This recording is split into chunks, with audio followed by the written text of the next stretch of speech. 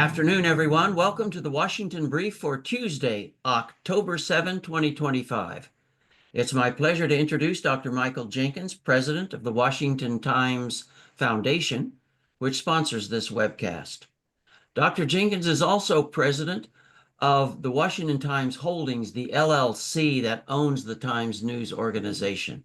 He has led many successful fact-finding trips to Korea for policy experts and peace initiatives to the Middle East for the Universal Peace Federation. Dr. Jenkins, good afternoon and welcome. Thank you, Larry, and we appreciate all you're doing for the Washington Brief.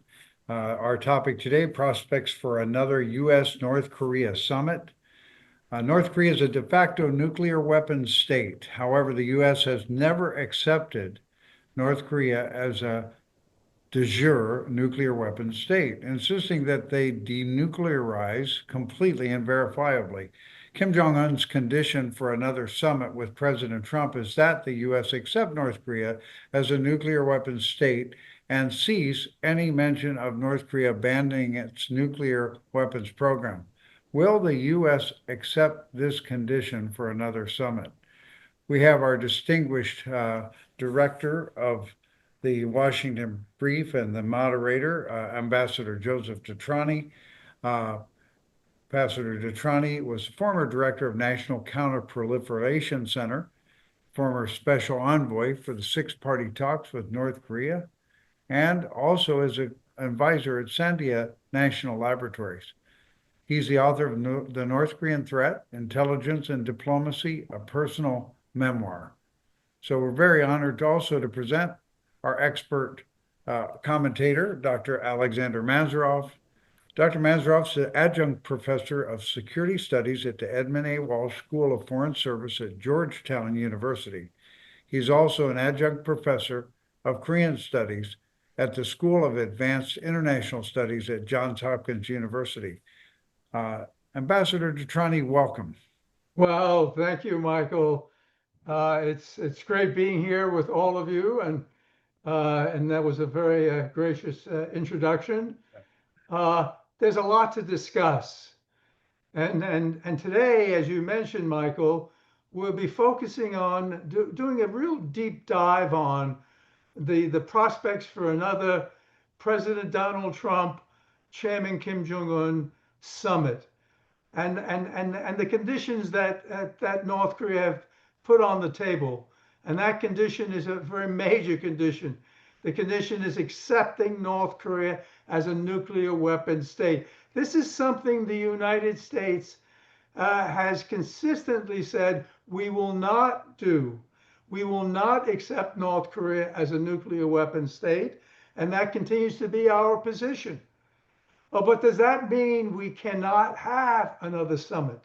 Does that mean we cannot move forward with the prospects of at least getting North Korea to cease and desist with producing and manufacturing more nuclear weapons, fissile material for nuclear weapons, missile launches, nuclear tests, and so forth? Does that mean we cannot move forward in getting North Korea to cease and desist on some of these major issues?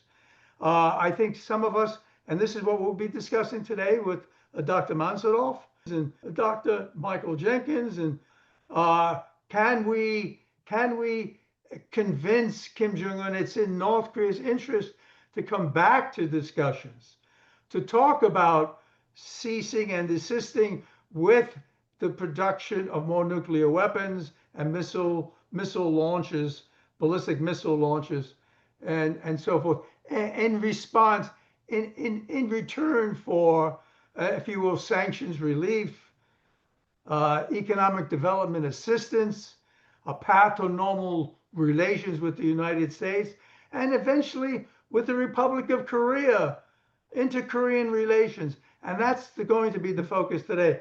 But let me just say there's so much going on now with the peace agreement, the potential for a ceasefire in Gaza.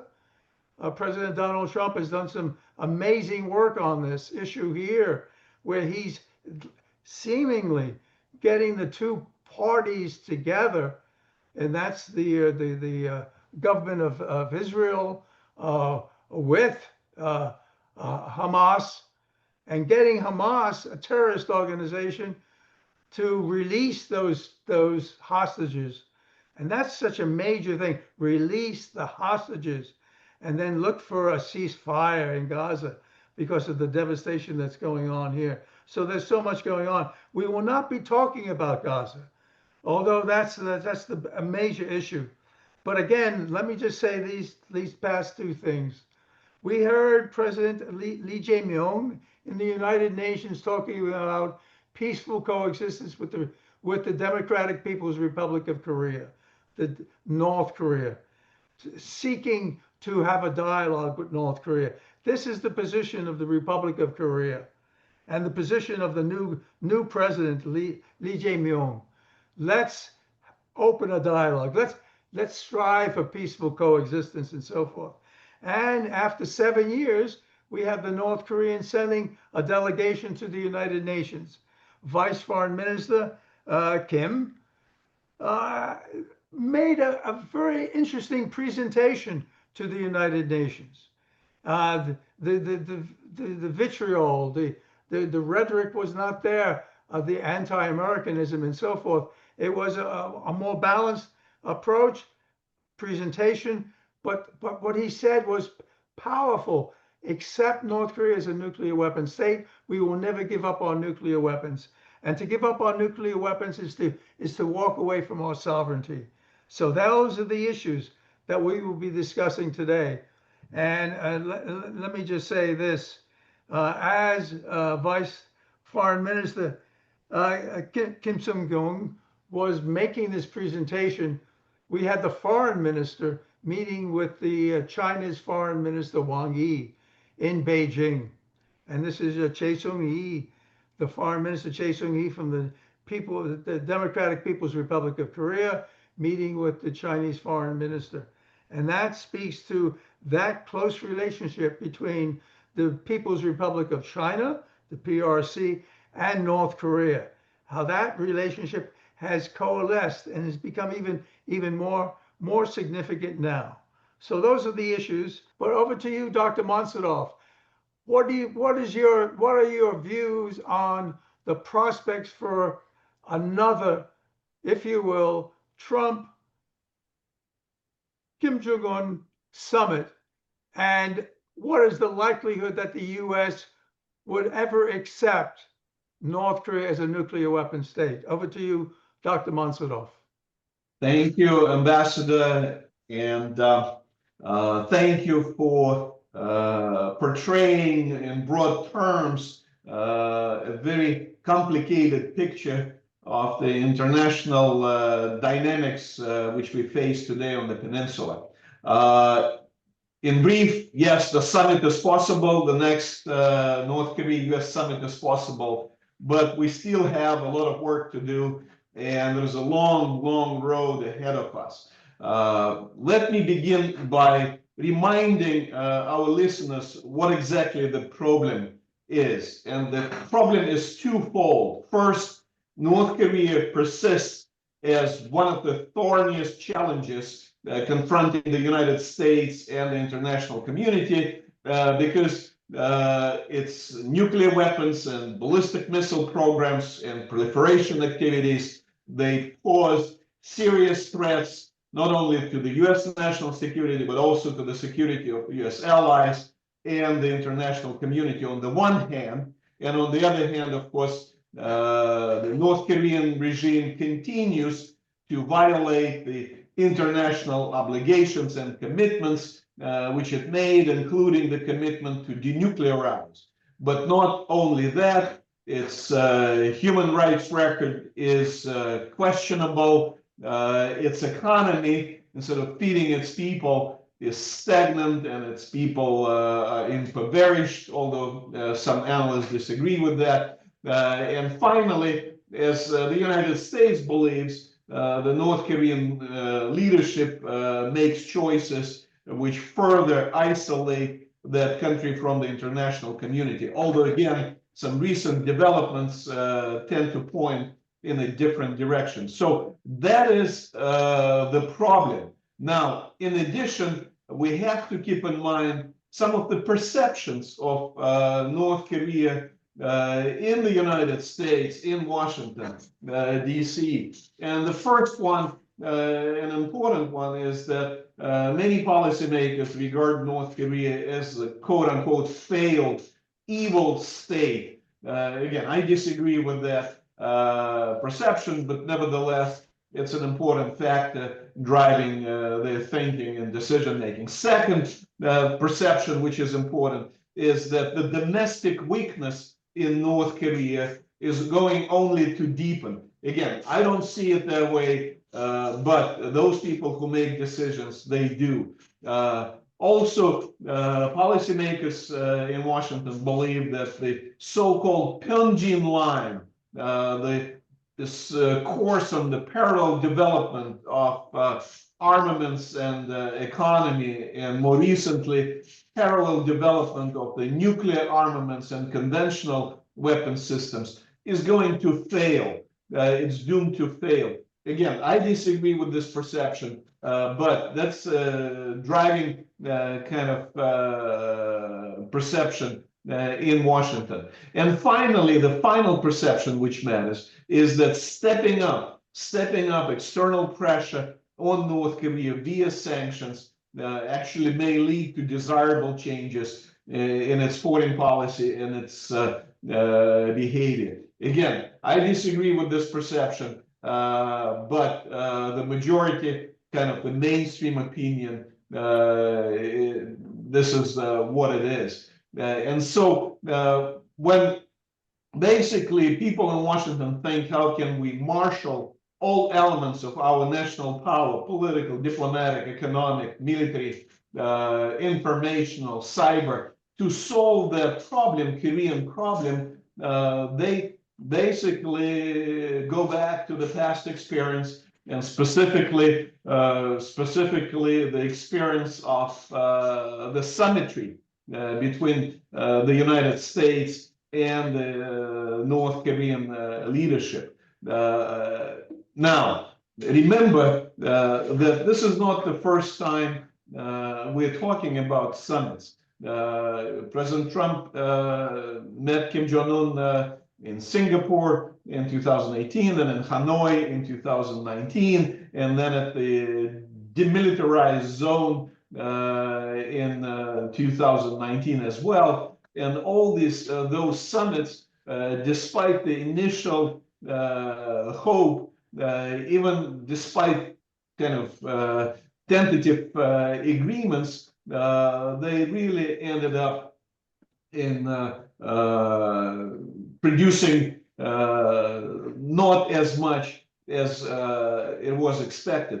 And that led to the so-called emergence of the so-called fatigue, North Korea fatigue, policy-making fatigue, because there are people in Washington who believe that we tried it all. I mean, we tried secret negotiations, we tried direct open talks at the working level, at the summit diplomacy, we tried to so-called bribe them with some side payments, offering enormous amounts of humanitarian aid. We tried to threaten them by deploying, 2 or 3 aircraft carrier groups, our strategic assets, closer to their shores. It didn't work out. We tried to outsource that problem to China and to other parties, and that didn't really help. We even, as we now discovered, tried covert action to basically intimidate and change that regime, and that didn't help. Everything was to no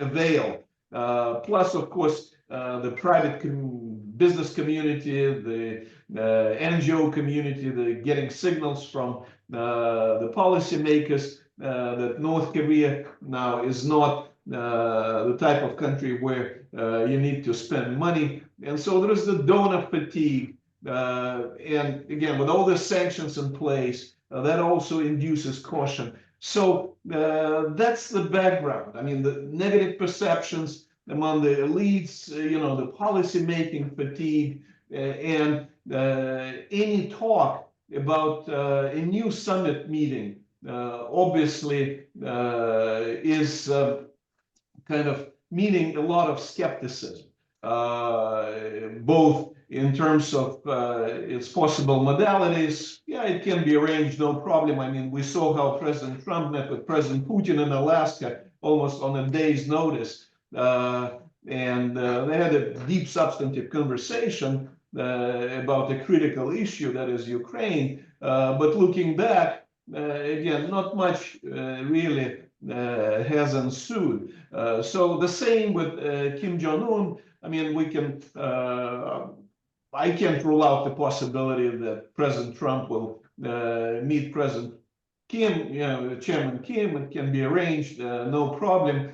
Although the chances for that meeting taking place at the DMZ, again, during President Trump's upcoming visit to South Korea, they're diminishing day by day, because as we now learn, the president pretty much is going to skip the APEC summit scheduled for October 31st, November 1st, and instead he will just make a brief stopover in South Korea to meet with President Xi Jinping 2 days before the APEC summit. I mean, we can talk about the reasons for that later, but what it signals to me, what it indicates to me, is that the possibility of President Trump visiting the DMZ and meeting with Kim Jong-un, Chairman Kim, at the DMZ, at least as of today, they look extremely low. Now, I think that the possibility that our two leaders can still meet North and South Korea, but at a third place, whether on Guam or maybe even inside North Korea for now, on that famous Wonsan Kalma resort, the possibility of that is still there, especially because President Trump has indicated that he is open to direct talks with the North Korean leader. Kim Jong-un indicated that he had very good memories of meeting with President Trump before, and as long as denuclearization is off the table, he's willing to talk about lifting sanctions, normalization of bilateral relations, and in general, whatever other security issues that are of interest to us. So I think, again, in the long run, the possibility of the summit is there. It's low, and I don't expect it to take place this month, to be honest, and especially on the territory of South Korea, considering the rather unprecedentedly difficult South Korean American relationship at this particular moment, and we can talk about it a little bit later if you want, Joe. Well, really, Alexander, that was excellent. Let me follow up on that. Let me put some historical perspective into this here. North Korea, in our many years, and we're talking about 1994 until the present, of all those years we've been negotiating with North Korea has always persisted in wanting to have a nuclear weapons capability. And their point to the United States has always consistently been, accept us as a nuclear weapon state, and we will be good friends of the United States. You did this with Pakistan. You accepted Pakistan as a nuclear weapon state. You could do that with North Korea. We have always said no. We have always been consistently saying complete verifiable denuclearization is the only path to eventual not only lifting of sanctions that may have been imposed, certainly that they're there, but also economic development assistance, acceptance by international financial institutions, and a path of normal relations with certainly with the United States. We've always made that clear. But even in our negotiations with North Korea, and I might add in the six-party talks, when we had the father of Kim Jong-un, Kim Jong-il, commit to complete verifiable denuclearization, there was always that piece of the highly enriched uranium program. And this is something we discovered in 2001, 2002, where even though North Korea was moving forward in our negotiations with them for complete verifiable denuclearization, with a commitment on the part of North Korea to denuclearize, they were pursuing a clandestine, highly enriched uranium program. And that tells us something very clearly. It tells us that North Korea consistently has always been pursuing nuclear weapons. And as they tell us very clearly then and now, it's for deterrence purposes. It's never to be used aggressively. It's for deterrence purposes. So that is always a piece. And I might add, Alexander mentioned the Hanoi summit in 2019. That fell on when President Donald Trump said to Kim Jong-un, we need you to declare not only Yongbyon, the plutonium facility, but those other facilities. And those other facilities were the highly enriched uranium facilities. And Kim Jong-un said no. So that tells us very clearly, although now we're told explicitly from North Korea that it's in their constitution and they will never give up their nuclear weapons. And their vice foreign minister to the United Nations is speaking about sovereignty. To give up our nuclear weapons is to give up our sovereignty and so forth. So North Korea has made it very clear now to the international community, indeed to the United States and the Republic of Korea and Japan, that they will never give up. They will always be a nuclear weapon state. And now Kim Jong-un is saying he's building more nuclear weapons and more capability. So basically the question now is, for Donald Trump, President Donald Trump, to sit down for a third, if you will, a fourth session, because as Alexander mentioned, we had a very symbolic DMZ encounter for about 1 hour, but that was not really a summit. But this would be a fourth meeting with Kim Jong-un to talk about what we want to accomplish. We, with the Republic of Korea and Japan and others, complete verifiable denuclearization. And then there's a logic behind that, ladies and gentlemen. And the logic behind that is, if North Korea retains its nuclear weapons, certainly South Korea, certainly Japan and others in the Asian region will say, we also need nuclear weapons as a deterrent to protect ourselves, despite the fact that the US has a nuclear umbrella, extended nuclear deterrence commitments. We need that. So this is a very major decision on the part of President Donald Trump.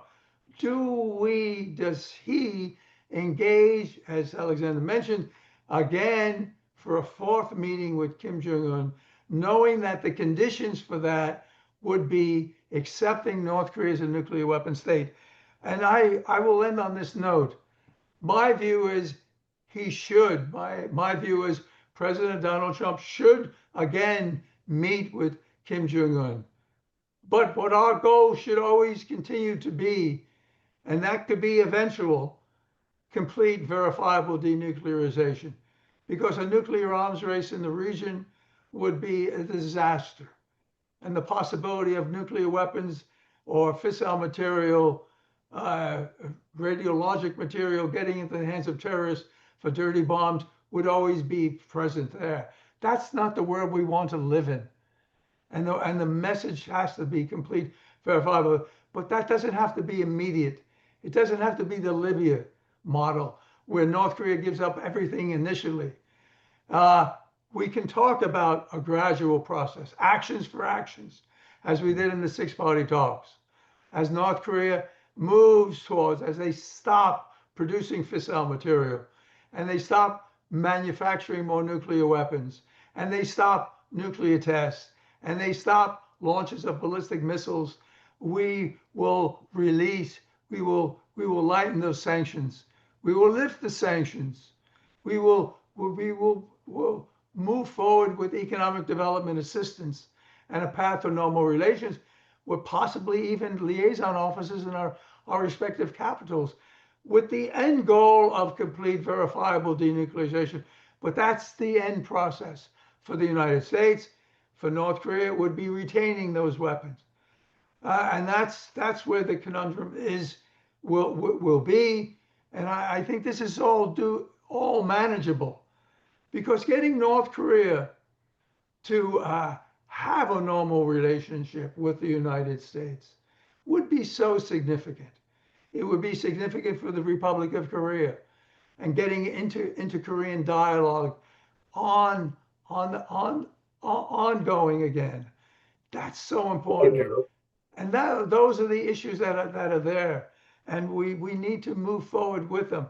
And so with that, I do believe another meeting with Kim Jong-un, and Kim Jong-un has made it very clear to the parliament, his parliament, and now his statements through KCNA, his media organizations, that he's prepared for another meeting with President Donald Trump. And that tells us something about President Donald Trump. That means in his meetings in Singapore, Hanoi, and the DMZ, he built that trust. And that's so important in a relationship with North Korea, certainly with their leader, Kim Jong-un in North Korea. Building that element of trust, and President Donald Trump has that element of trust. So over to Thank you, you, Joe. President Donald. Joe, I'd like to interject here. Yes, Michael, please, Like to you go join ahead, in? Michael. Thank you. On behalf of the Washington Times, I'm very interested to express that there's a lot of confidence in President Trump going forward to meet Kim Jong-un. He's not going to stop. He's going to be able to set aside any demands for denuclearization, complete verifiable. He's going to meet Kim Jong-un. He's already stated it, and Kim Jong-un affirmed the interest to meet at the United Nations General Assembly time. It's a very, very positive thing, because I think President Trump, without question, wants to see a prosperous and progressive developing North Korea that would be, a beautiful development of that country. And I think Kim Jong-un knows, without question, the only partner that will really help them develop economically and really build together the infrastructure for their massive potential would be the United States of America. One thing about the North Koreans, as you know, Sasha and Joe, they are the hardest working people you can imagine. So same with the ROK. Koreans in general are very, very diligent. And we've always noticed on every area of manufacturing, the ROK can make things in twice as fast as most other manufacturing, especially when we go to shipbuilding and that kind of thing. We expect that North Korea will have that same tenacious work ethic. And we really had a good time in Korea last week with Dr. Mansourov and I. We were able to meet the founder of NK News, which was a premier source of good news on North Korea, Chad O'Carroll, and really excellent discussion. So I'm very interested to see President Trump go ahead and meet Kim Jong-un, and I think it's going to happen very soon. And I think it's even possible, you never know. He's trimmed up his APEC visit to a very short visit, but who knows? Who knows what will happen? I'm interested to hear what Dr. Mansourov has to say, because I think, Joe, you are the expert. You've been with this all the way through. But one thing I appreciate about Ambassador DeTrani, he always kept the friendships with the leaders of the North. They never had a conflict type relationship or demeaning type exchange in any way, shape, or form. And I think that that's starting to permeate America right now, because the partnership with Russia, we believe, is not going to lead to the prosperity of North Korea. They may be getting other technical support that they want and a little bit of financial support, but it's not going to lead to the development of North Korea as a participating nation in the community of nations. So, Sasha, what do you think? So Alexander, what are your views on that? Okay, these are very important considerations, and I agree with Dr. Jenkins that we had an amazing meeting with the chairman and CEO of the Korea Risk Group and the head of the NK News organization in Seoul. Very informative, and I hope we'll collaborate with them, the Washington Times and the NK News in the future. Now, what I'd like to stress is that we see a new geopolitical alignment emerging in Northeast Asia, with North Korea now finding itself in a much stronger position than 5 or 6 years ago because of its new relationship with Russia, or renewed relationship with Russia, really a military security alliance, very strong, with the blood bonds reaffirmed during the North Korean participation in that war in Ukraine, tragic situation for everyone. But now Russians believe that they owe a moral debt of gratitude to the North Koreans for what they did in helping Moscow liberate part of its territory. And of course, in return, they're getting a lot of very sophisticated weapon systems, military technologies, fuel, grain, food. So Russia stopped enforcing international sanctions, basically sabotaging them, if you want to use an American term, and at the basically at the highest level, there's a great deal of in-depth and comprehensive interaction. Just President Putin met with Kim Jong-Un in Beijing last month, where they both attended the military parade. North Korean defense minister yesterday went to Russia the day before yesterday, spent a couple of days opening a monument to North Korean guerrilla troops, people who kind of fought together with the Soviet soldiers in the Second World War. So they're building a big monument there to commemorate North Korean contribution to the war in Ukraine, etc. So on the China side, as Ambassador DeTrani mentioned, Kim Jong-un visited China, met with Xi Jinping, the first visit in 6 years. So again, had a one-on-one with Xi, spent a whole day with him. That visit was followed up by Foreign Minister Choi Son-hee's talks with her counterpart. So on the one hand, Kim clearly believes he's in a much stronger position going into any type of negotiation with his enemies, South Korea, the United States. Also, remembering what happened before Hanoi, before Singapore, there's exchanges, highest level exchanges with China were like a must. As a prelude, they served as a prelude for Kim's summits with President Trump.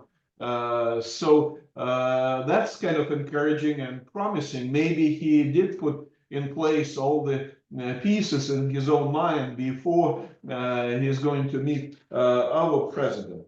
But what I'm saying, he finds himself in a strong international position with his allies, China and Russia, backing him full course, really providing him sanctions relief, diplomatic cover, new type of credibility, if you wish, on the international arena.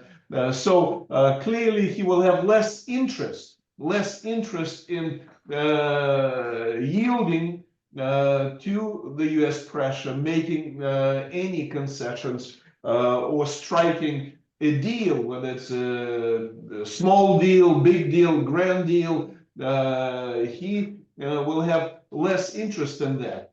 I do believe, though, if he does meet with President Trump, then most likely we will see a deal. And that deal will be something along the lines which we saw before, which is politically acceptable to the North and to the United States, and that is sort of freeze for a freeze, Ambassador.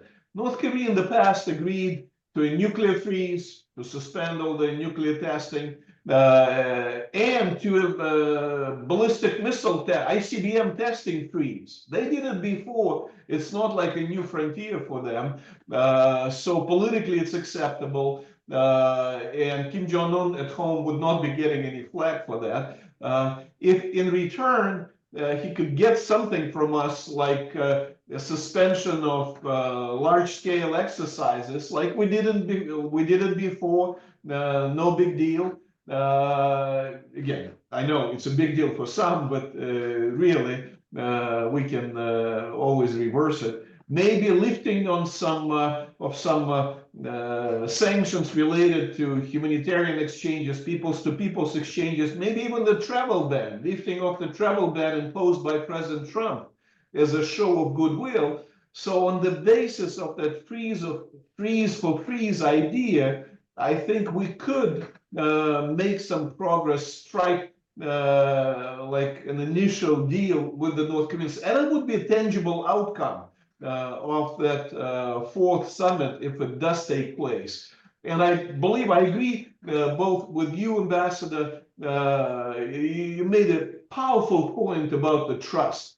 I mean, President Trump really and President Kim, they did develop a relationship. I mean, it was ridiculed by many people, by the enemies of both for many years. And yet, and that was always a problem for the United States. All our the leaders who dealt with North Korea, it was like one-time deal. You know, and then they moved on, and other people's care would come in, and there was no institutional memory other than, you know, you don't touch it because there is nothing in it for you. And yet with President Trump, he's stuck with it. I mean, he's been basically engaging North Korea on his own terms for almost 10 years, you know, since 2016 or 17.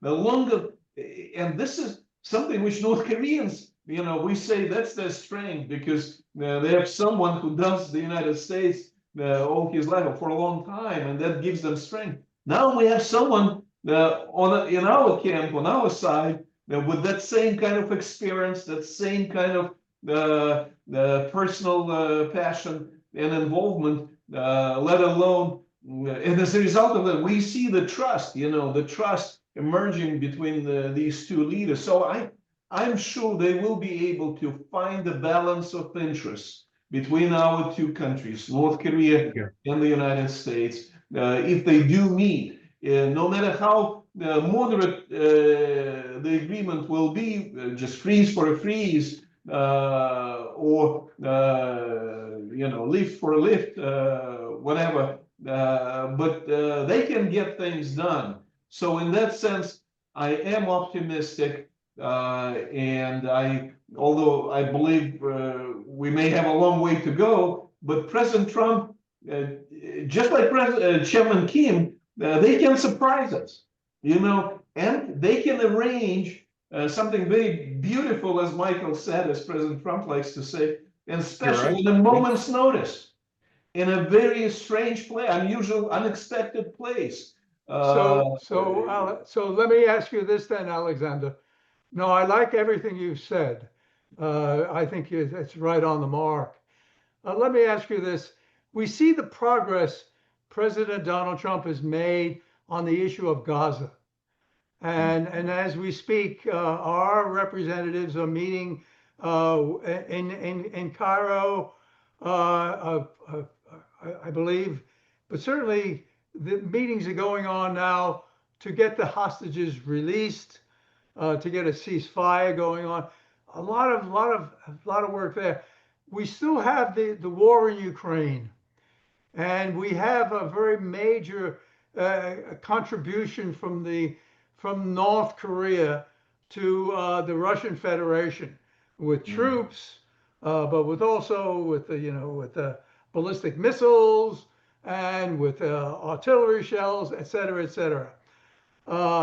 So do you think, and I would imagine, one of the things that President Donald Trump, uh, if indeed he is engaged with Kim Jong-un, talking about the prospects for sanctions relief, for economic development assistance, and a freeze on the part of North Korea, no more ballistic missile launches, no more stop producing fissile material for nuclear weapons, etc. I could also see him putting into the equation of, look, North Korea, stop assisting the Russian Federation with the artillery shells, with the troops and so forth. Do you think that's something that President Donald Trump would mention to North Korea? And if he did mention it, do you think Kim Jong-un would be receptive?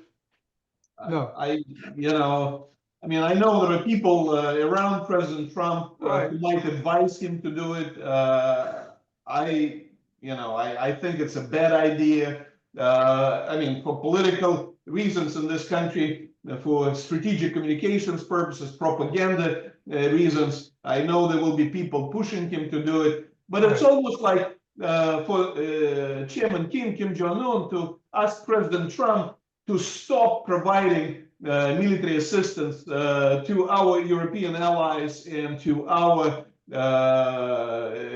and to the Ukrainian partners, and we would say, "What, are you crazy? I mean, and it's none of your business. It's our bilateral relationship here, our allied relationship here." It's almost like even North Koreans now change the, as you know, official line. They no longer tell us to disengage from South Korea, to abandon our South Korean allies, although clearly it's a threat to them the way they perceive it. But and surreptitiously, obviously, they try to drive wedges in our alliance. But in the official negotiations, I mean, they no longer make these demands. You Yankees go home. I mean, basically remove your nuclear umbrella. So Alexander, let me ask you a question very directly. So I don't think that we will do it. No. You don't think we will do it? Okay. No. Let me ask you this question. Kim Jong-un has put on the table very clearly. He said, accept us as a nuclear weapon state. That's the condition for coming together. Yeah. And Michael, if you could weigh in on this one also, please. Both of your views. Okay. President Donald Trump and the White House made it very clear just a few days ago, our position continues to be complete, verifiable denuclearization of the Korean Peninsula, right? Okay, that is our position and so forth. If we do not, if President Donald Trump does not agree, and hopefully we do not, and I think we're all in agreement here that it's complete, verifiable denuclearization, but it doesn't have to be immediately. It doesn't have to be up front. It could be eventual. And as we build trust and we move in that direction, do you think Kim Jong-un, do you think North Korea would be receptive to an approach of President Donald Trump and the United States of saying, okay, we're not going to agree to accept you as a nuclear weapon state. Our position is the same, but we're keeping that for later down the road. But we want to see some progress in the interim. Do you think Kim Jong-un is prepared to get into a relationship with the United States, with President Donald Trump, where our position continues to be complete, verifiable denuclearization? We are not accepting you as a nuclear weapon state. However, this is an issue that we could pursue later on as we build some trust, as we provide you with economic development assistance, sanctions relief, etc., in return for no more ballistic missile launches and fissile material production and so forth. Do you think that is a viable approach? Do you think North Korea would be receptive to that? Over to you, Alexander, and then to you, Michael. I think they will be open to that idea. But at the same time, look, they made a strategic decision to basically go nuclear And as you know, they institutionalized this decision in the Constitution, the law. They developed the whole institutional base for the nuclear weapons pursuit enterprise, if you wish. Now, a few years ago, they were confronted by 5 nations, plus the rest of the world aligned against them.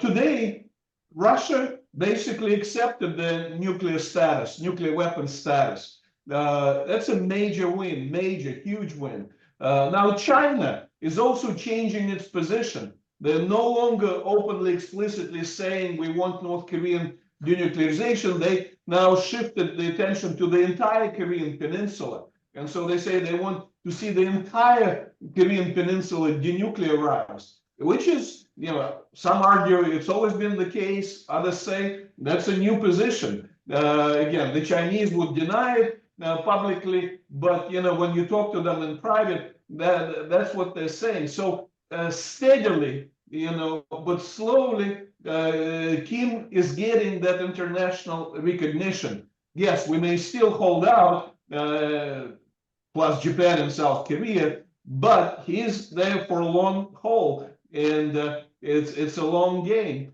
on the one hand. On the other hand, what do you think if he begins to raise concerns, let alone demands, that we disengage from South Korea in this nuclear consultative group, which some say it's a precursor to nuclear sharing with South Korea, that we really stop negotiating with the United States, with South Korea, on raising the uranium enrichment limits and allowing them to reprocess plutonium. And that's, is the subject of our negotiations with South Korea today on that new nuclear cooperation agreement, which clearly, in my opinion, violations of non-proliferation obligations on our part, and that would kind of allow South Korea to start building up its own fissile material stockpile. Now, people say we do it, for civilian purposes or for deterrence reasons because North Koreans are doing it. But nevertheless, it's not a one-way kind of game here.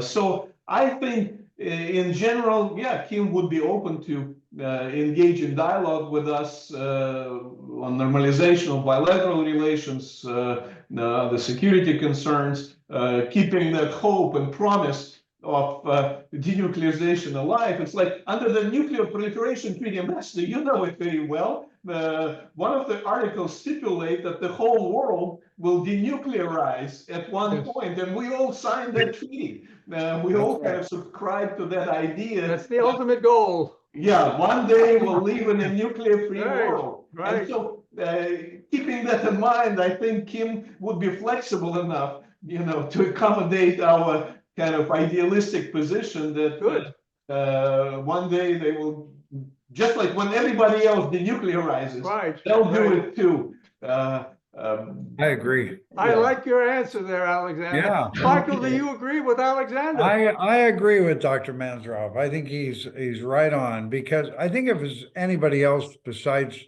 President Donald Trump, I don't think it would be simple for them the president and the chairman in North Korea to come together. But because it is Donald Trump, and I was just reading what Kim Jong-Un just said about President Trump. He said, personally, I still have fond memories of U.S. President Trump. And then President Trump said, someday I'll see him. I look forward to seeing. He was very good with me.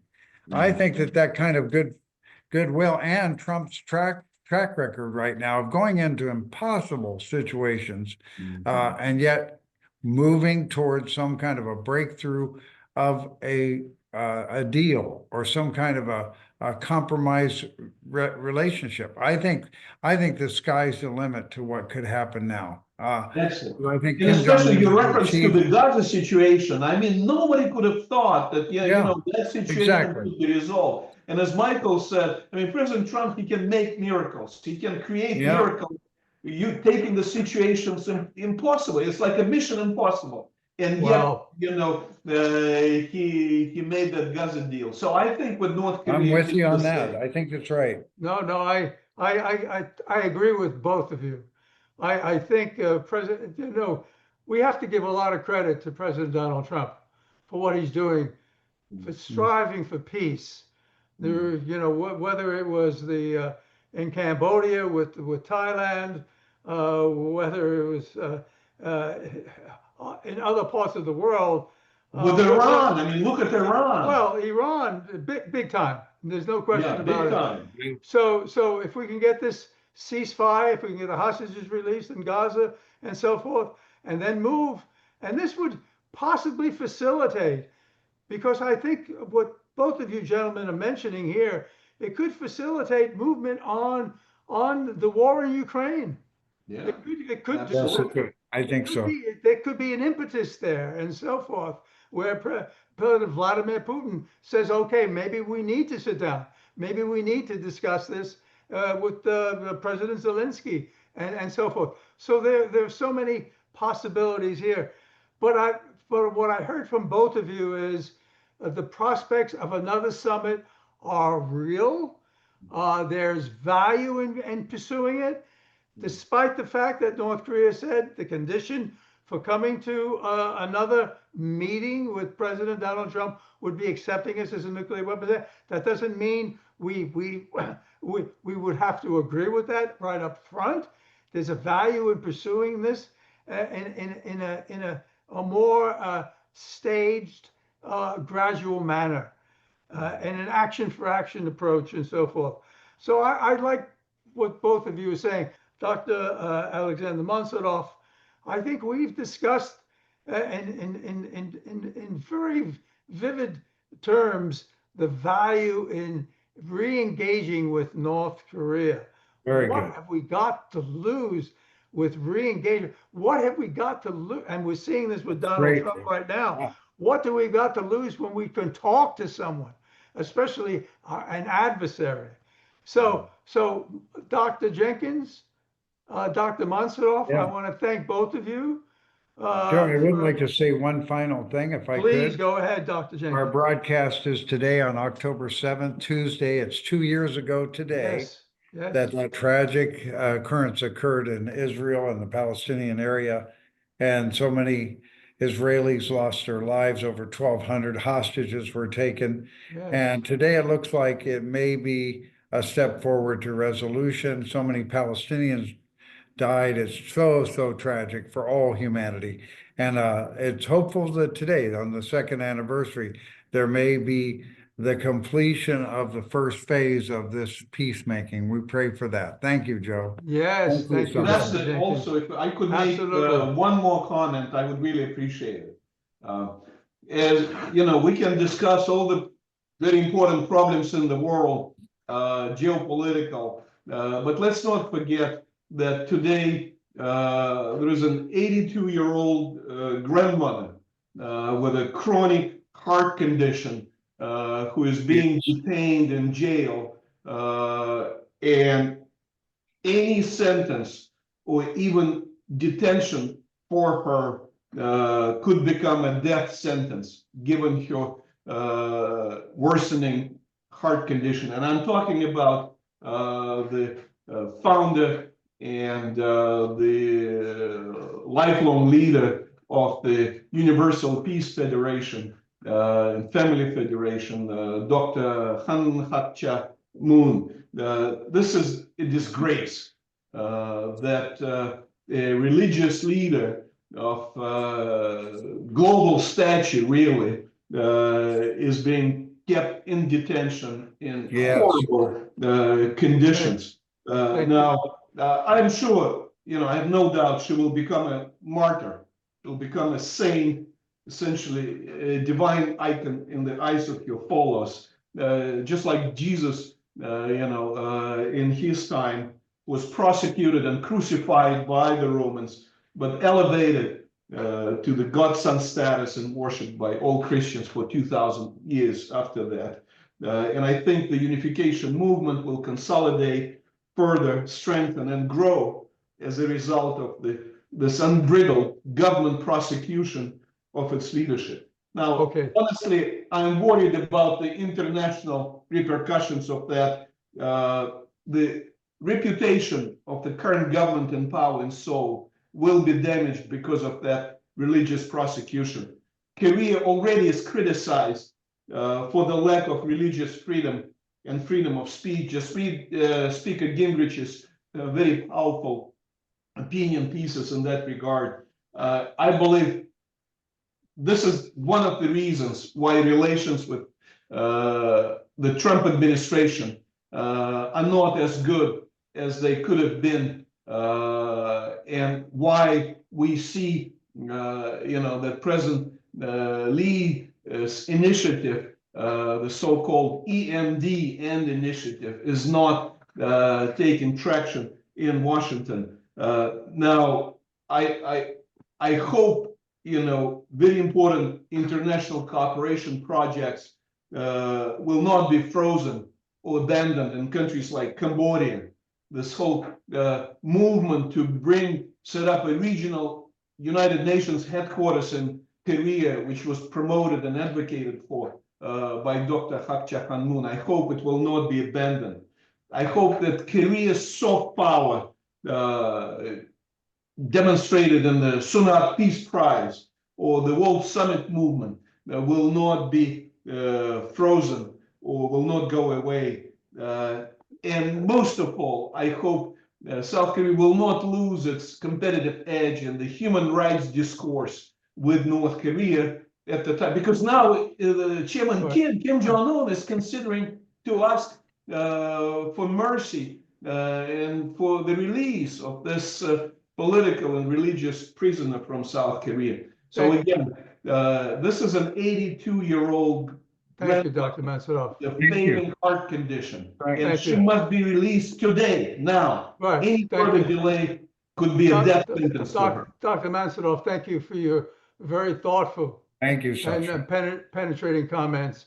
With that, Dr. Jenkins, let me Yes. just say we had a very excellent discussion. I think for our listeners, our viewers, this was a good afternoon discussion. So thank you, Thank you. Dr. Jenkins, and thank you, the Washington Times. Thank you.